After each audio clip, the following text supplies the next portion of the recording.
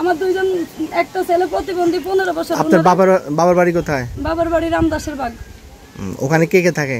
ওখানে আমার ভাইয়েরাও নাই, আমার ভাইয়েরা আছে 2টা, ওরা দেশের বাইরে থাকে। তাহলে আপনি গতকাল বৃহস্পতিবার বিকেল আসার পরে আপনার শাশুড়ি আপনাকে ঘরে ঢুকতে?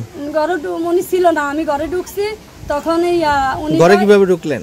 ঘরের এই দরজা খোলা ছিল। জি, এই দরজা খোলা ছিল। পরে আমি আমার রুমে ঢুকছি, ঢুকার পরে উনি থানা থেকে পুলিশ আইনা, পুলিশ বলতেছে সব বিস্তারিত শোনার পরে বলতেছে যে আমি আমার ছেলে মেয়েগুলো 2-3 দিন বাড়ি যেতাম। মানে বাবু ভাইরা কি বলছে? বাবু ভাইরা বলতেছে পুলিশ যে সিদ্ধান্ত দিছে তুমি ওই সিদ্ধান্ত মানো। আমি কইছি ভাই তাহলে আপনাদের বাড়িতে আমারে নিয়ে রাখেন। ওই দিনের সিদ্ধান্তের বিষয়ে, যে কালকে সিদ্ধান্তের বিষয়ে আপনি কি আপনার স্বামীকে জানাইছিলেন তাৎক্ষণিক? জি জানাইছি। আপনার স্বামী কি বলছে? উনি বলছে না, তুমি আমার রুম থেকে, আমার বিল্ডিং থেকে তুমি যাইবা না, তুমি আমার বিল্ডিং থেকে তুমি যাইবা না। আমি এই পোলাপাইন লই। এখন আপনি কি চান? আমি চাই আমার বিল্ডিং, স্বামীর ক্রয়কৃত বিল্ডিং, আমি আমার স্বামীর বিল্ডিং এ। এই জায়গাটা কি আপনার স্বামীর না আপনার শ্বশুরের জায়গার উপর? শ্বশুরের জায়গার উপর। মানে আপনার 3 ভাই মিলি করছেন না আপনার শুধু স্বামী করছে? 2 ভাই মিলি করছে। এটা কে 2 ভাই মিলে? আপনার স্বামীর নাম কি? আমার স্বামী জহিরুল ইসলাম আর মনির হোসেন। মনির হোসেন, এই দুজন মিলি করছে? দুজন মিলি করছে। এটার একটা স্ট্যাম্প কপি আছে আমার কাছে। আপনি কিভাবে আনাইছেন? কি ফোন দিছেন না থানায়? আই নিজে গেছি, যাই অভিযোগ দিয়ে আনছি যে আর 3টা মামলা কোর্টে চলে বর্তমানে। একটা মামলা খারিজ দিছে, আরো 2টা মামলা চলে। আমিও বাংসুরের একটা মামলা দিছি। আমার ওই মাছ সমরাদের নিচে বাংসুর করছে, আর 3.5 লাখ টাকার গাছ বেচছে, 1 লাখ টাকার ফুসকুন্ডির মাছ বেচছে। এটি বইনের জামাই টামাই বেড়ায় আই যে আসিলাম না, আর হিডি বার করে দিছে। আই ঢাকা 13 আই খবর শুনি হরে দিয়ে আসি। আই তুই হারা মামলা দিছে। আর সেই মামলা চলাকালীন হেতি আই হুট করি গ্রহণ দিয়েছে।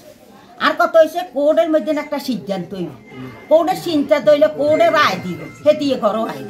আর নইলে দেশে একটা শান্তি। আপনি কি মামলা দিয়েছেন? কি আপনি বলতেন তো ভাঙচুরের মামলা বা মারামারির মামলা দিয়েছেন। এখন এখানে ঘরে থাকার সাথে এইটা সম্পর্কটা কি? থাকার কি হেতিয়ে তো দিছে একটা মামলা। আপনি যেমন এই ঘরের বউ, উনিও তো এই ঘরের বউ। বুঝলাম তো। তাহলে উনি থাকবে, আপনি থাকবেন না, বা আপনি থাকবেন উনি থাকবেন না, এটা কি?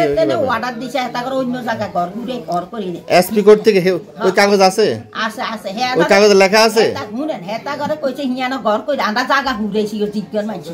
ওটা তো 1 বছর আগে আমরা এই বিষয়টা জানছি, ওনাদের পারিবারিকভাবে সমস্যা। তখন আমরা বলছিলাম যে ওই যে জহির আহমেদের বউকে বলছিলাম যে তোমার আমরা মাঝখান দিয়ে পার্টিশন করে দিই, বিল্ডিংয়ের 2টা পার্ট করে দিই, তুমি এক পার্টে থাকো আর হের এক পার্টে থাকো।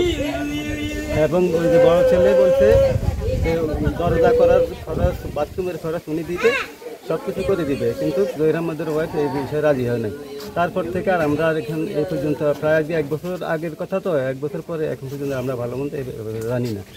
আচ্ছা, এখন যে ঘটনা ঘটছে আজকে, এই যে মনে করেন যে প্রতিবন্ধী ছেলে বা মেয়েটা সহ ওদেরকে অনেকটা বলা চলে অবরুদ্ধ বা বের করে দেওয়া হয়েছে, এই ঘটনা আপনি জেনেছেন কিনা বা কি পদক্ষেপ নিয়েছেন? এটা আমি জানি না। আমি কিছুক্ষণ আগে বাবু এসে আমাকে খবর দিয়ে আনছে, আমি একটু আগে আসি। এখন দেখলাম যে ওনারা অবরুদ্ধ আছে। হ্যাঁ, তবে এরা মর্মান্তিক বিষয়। আসলে ওনার একটা প্রতিবন্ধী বাচ্চা, তো ওনাকে বাচ্চাটা নিয়ে থাকতে সমস্যা হয়।